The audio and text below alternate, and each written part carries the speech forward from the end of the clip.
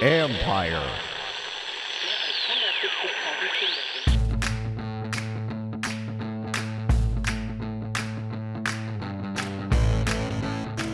Hello and welcome to my podcast. Do me a favor, subscribe to the John Kahn Report wherever you get your podcasts. If you're watching on YouTube, hit that like button, that subscribe button.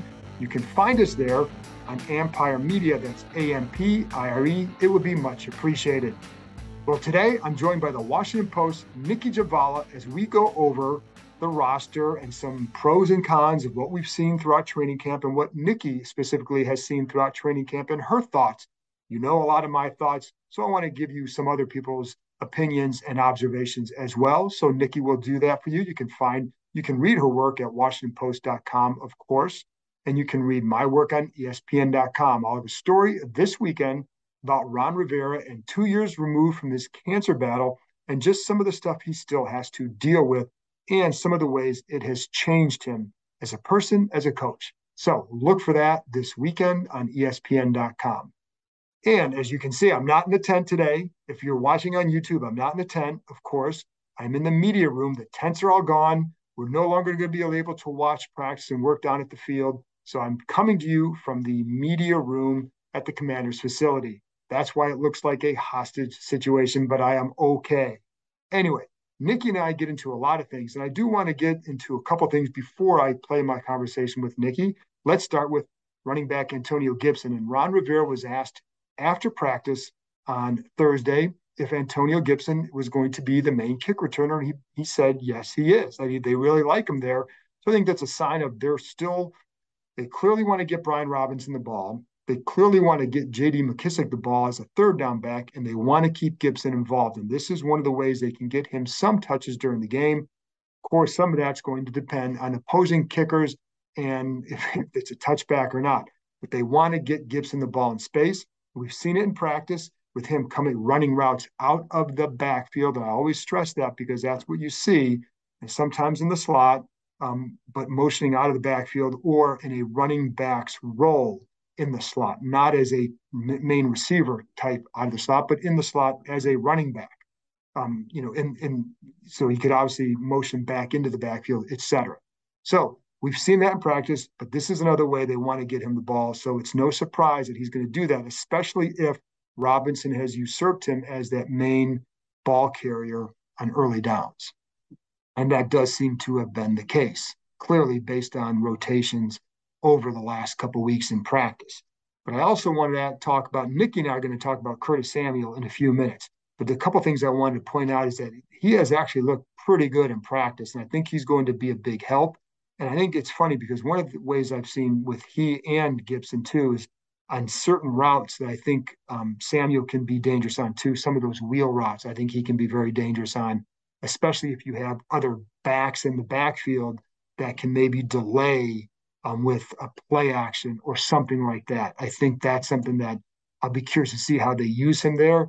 But Samuel has looked pretty good. In fact, in practice on Wednesday, he made two really nice plays. There was one where he came out of the backfield, ran a wheel route, but the way the formation and then the action of the play caused the defender to have to hesitate a little bit, and Samuel was wide open down the side, and they didn't see him, but he was wide open. So it's something just to pay attention to. And then the next play, they hit him down the seam in a last-second throw in a 2-minute drill for a touchdown, but it was also design of the play gets him open. But I think his versatility will be much more noticeable this year.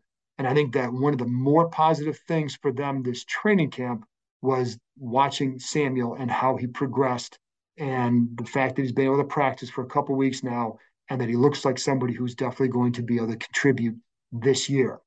They also brought back guard Wes Martin. They claimed him off waivers from Jacksonville on Wednesday. He does have a legitimate shot to make this roster. Is it likely? I don't know. But I know that what they like, and Ron Rivera said it after practice, but I know what they like is that they like him as a powerful guard, more of a straight ahead blocker.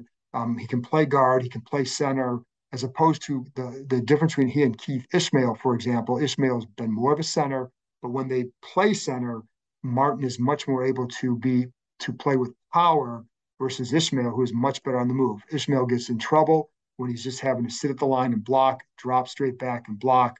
And as Martin is better in that area. So, and I don't even know if either one of those guys is going to make the roster, but it could come down to, do they want more power there or do they want a guy who can move there? And Ishmael has missed the last two practices because of an undisclosed injury.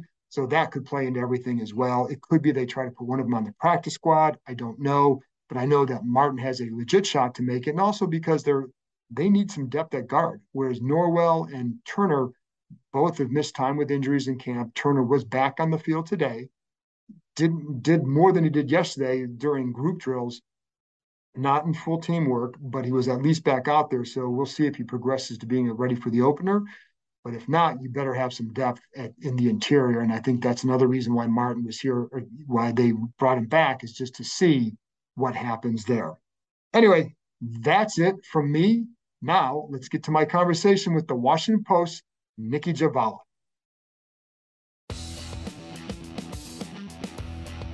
All right, Nicki, well, we've been, what, is it 3 or 4 weeks of camp? I kind of lose track. I guess probably 4 weeks of camp, or practices, I guess, because technically this last week wasn't training camp, but we were still able to watch the practices. So before we get into the third preseason game, what it means and all that, I am curious about your general impressions from what you've seen this summer of this team. Yeah, I think Carson is definitely an upgrade. That part seems obvious out there. A little concerned about the O-line depth with all the injuries. But I think this offense as a whole has a chance to take a real step. Mostly my concerns lie with the defense, especially after the first two showings where you see some of those lingering mistakes continue to crop up, mainly the third down defense. And especially with them being out, being without Chase for at least 4 weeks, probably longer if they don't put him back in right away.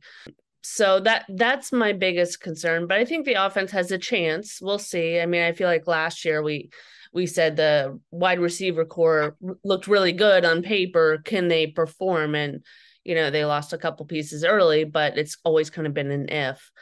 So we'll see. I still think this is a team that rests with its defense. And however, as far as they go, the team will go.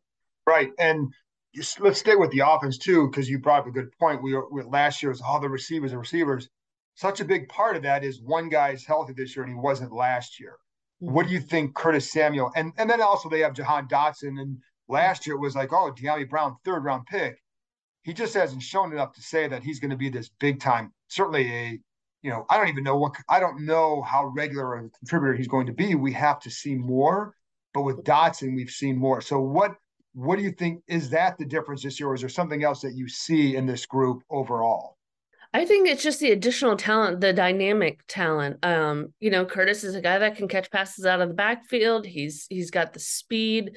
I think AG story is complicated, but if they get him in space more, I think that adds even more, even though he's with the backs. I think Jahan Dotson is very similar to Terry McLaurin, just with his details and his route running, his catching ability. So I think they just have more talent back there.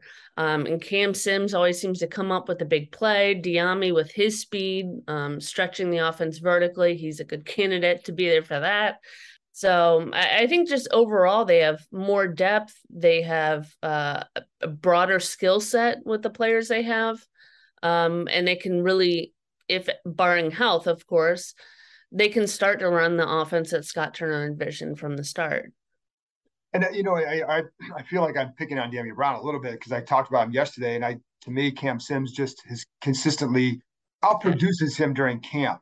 Yeah. But if he, like last year, they needed him to be a 2 or a 3 because of what they had. This year he's a 4 or 5, and I think that's an example of where they're at. So what he gives them, he can give them something with speed, and that can be a help. He doesn't have to go out there and say, oh, he's got to catch 40 passes to be successful. No, he's got to contribute. And so if he can do that, then and he's your 4 or 5, you're in pretty good shape.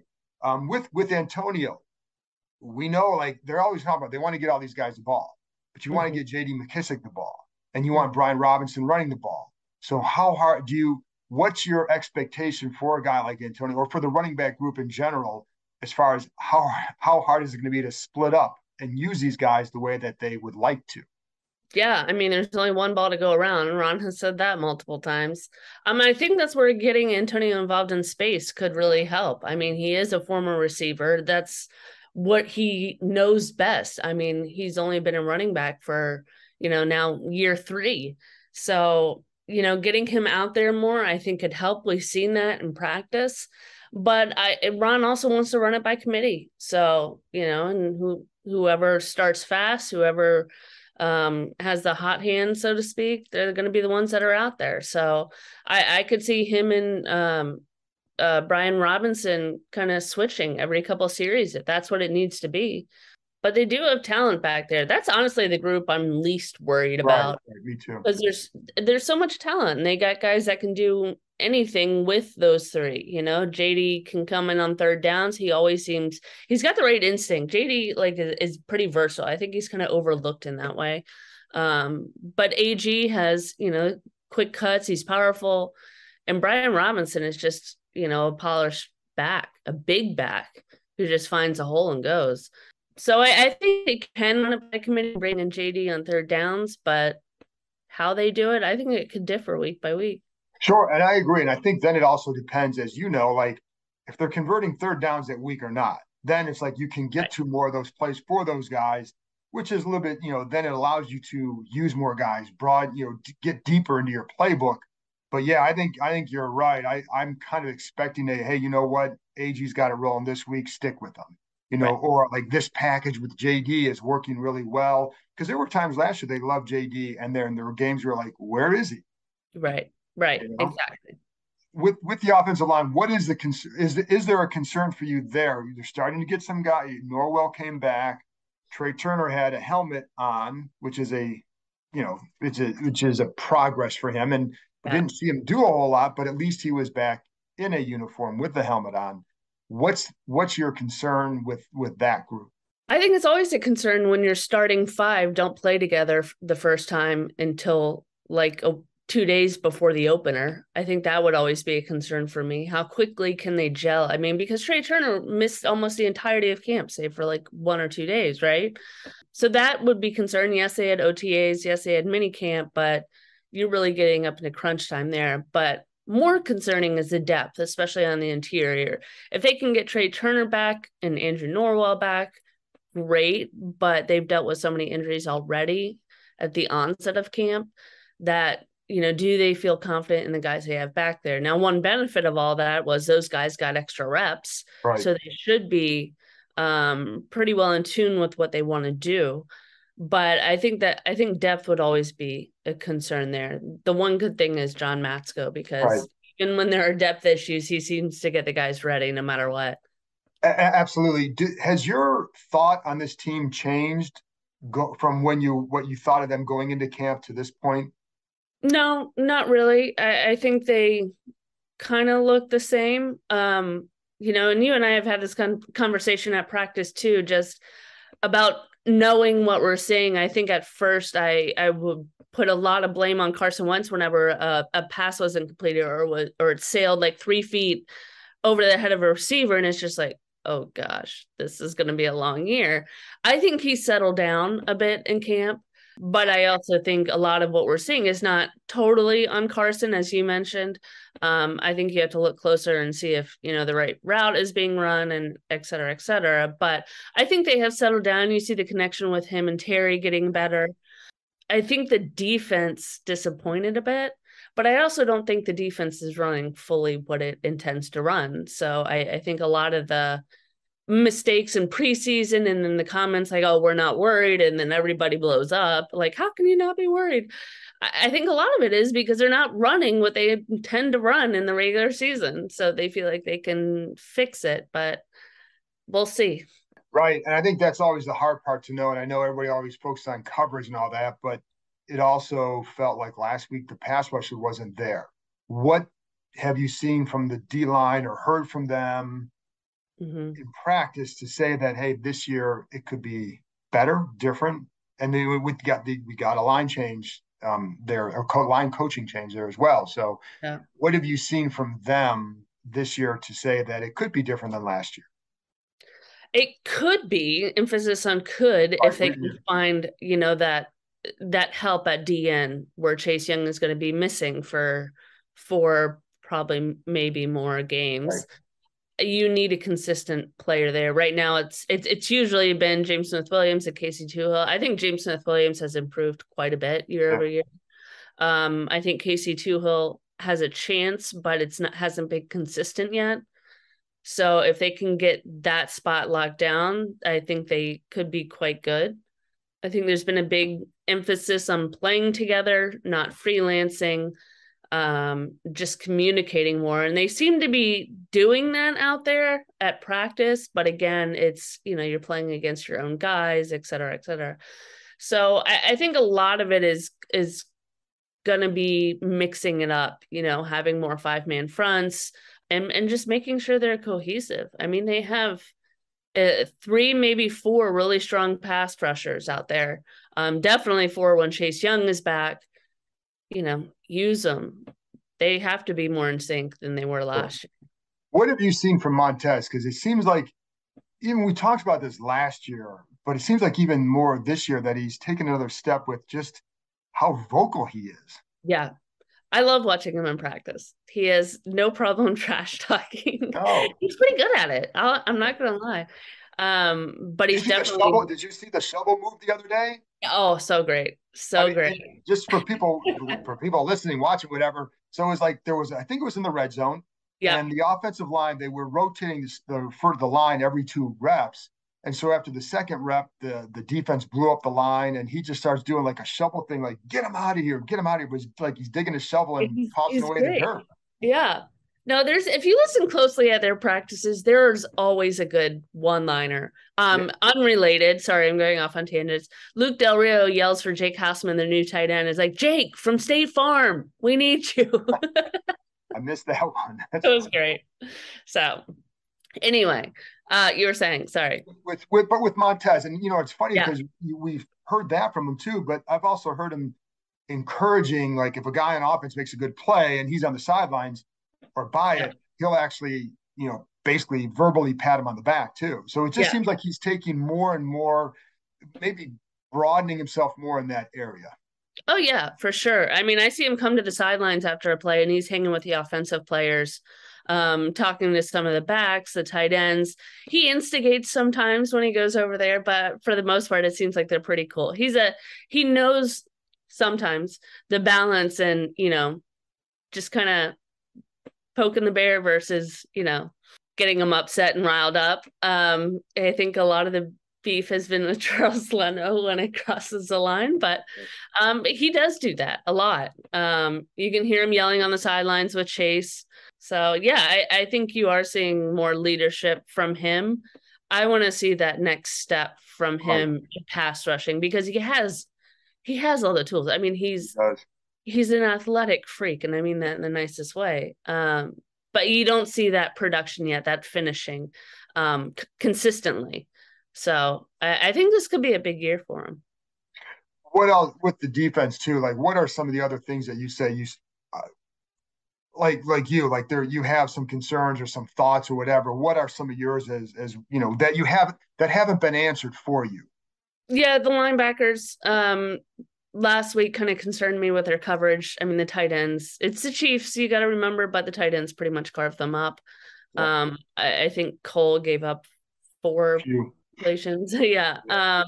So that would concern me, but that's where I'm like, if they're going more 4-2-5, which is now their so-called base, and using more 5 up front, more nickel packages, maybe that's where they can cover themselves there. Still want to see Jamin Davis have more of an impact for a first-round pick. He's starting to look more comfortable, but there are still moments where there are lapses and really bad blown tackle leads to a score. And then in coverage, I've been impressed with the improvement of the secondary so far. Again, I always have to tell myself that this is practice. They're practicing against each other, a lot of times against the air. Is this fully what I'm seeing? Is this what we're going to see in games? But I think the communication there has been good. I think some of the younger guys are really promising with Percy Butler and Derek Forrest at safety. But there are still some huge lapses, and especially on third down defense, can they hold it together then? I mean, yeah, it was Patrick Mahomes, and it's hard to stop him no matter what. But he seemed to throw it wherever he wanted, just drifting in the backfield and then hitting his target downfield. So, can they really get on the same page for that? Well, I would say the key word there, drifting in the backfield, and that's because the pass rush needs to do a better job too. But the funny thing is, They like, need pass rush and coverage. exactly, I was gonna say the coverage needs to be tighter, but then if you're 5 seconds, the coverage had been tight. But like Right. there are times definitely where it's like, well, give us an extra second to get home by covering better. Well, Right. help us out by, so that's where they always talk about it works hand in hand. And I think, it's funny because the communication has been better. They've talked a lot about it, but sometimes, it feels like the coverages aren't blown as much as sometimes they'll Right. lose. And so I don't know Yeah. if is the end result the same, we'll see. Yeah. But I think I that's think to Nick Del me, Rio's defense is complex and people forget that. And if you don't have the perfect personnel for it, then it may take a while for people to get acclimated. And the Mike position in his defense is a big role. The line it can be more complicated. The secondary is definitely more complicated, especially now if they want to play more match zone, then the communication has to be on point. right. It's all about guarding one man and letting him off once he's out of your zone. And you guys have to be on the same page. Otherwise, it's not going to work. The guy's just going to run free. So, I think it's taking guys some time to get acclimated to that. And thank goodness it's time for this team to produce. It is. And the hard part too, like you said, with the defense, what is it going to look like? Because the disguising of coverage, et cetera, you're not going to do it a lot of that in the preseason. Right. Right. But they've got to be better. Like this group has to be, talent wise, they should be top half. Right. If they're not, there's going to be problems this season. Do you Right. think? Yeah, absolutely. Absolutely. And they gotta start faster. I mean, they Yeah. lost the first 4 games last year. I mean, That's a they've slow start. yes. I mean, in each of the preseason games this year, they've given up they've allowed their opponents to convert first 3 third downs, I Yeah. believe, and Got to be gotta start better. faster.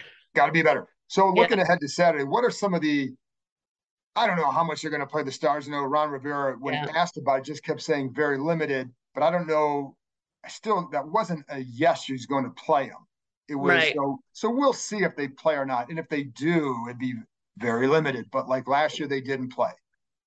Clearly we know who the stars are. So what are some of as we go into this last game, what are some of the areas that you're looking at as kind of key spots to still decide?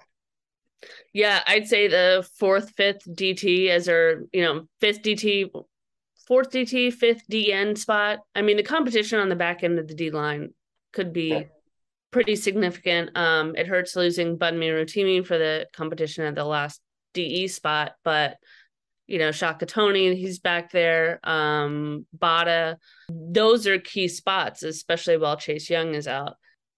I'd say the last safety spots, you've got a lot of talent there at safety, younger guys. How are you going to make that all work? So, Reeves, Percy Butler, Derek Forrest, those guys.